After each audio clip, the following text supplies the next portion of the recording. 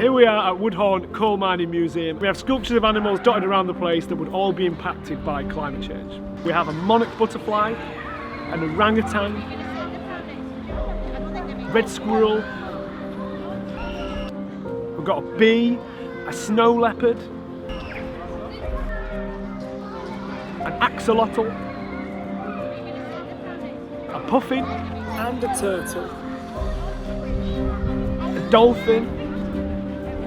We have a polar bear that is melting away over a period of 2 days. And visitors can take part in our family paper sculpting workshops and make their own polar bear hats. And we've got a 7-metre ice bridge with actual arches. It's got 3 actual arches, and encased in the bricks are pledges from children about things they're going to do about climate change.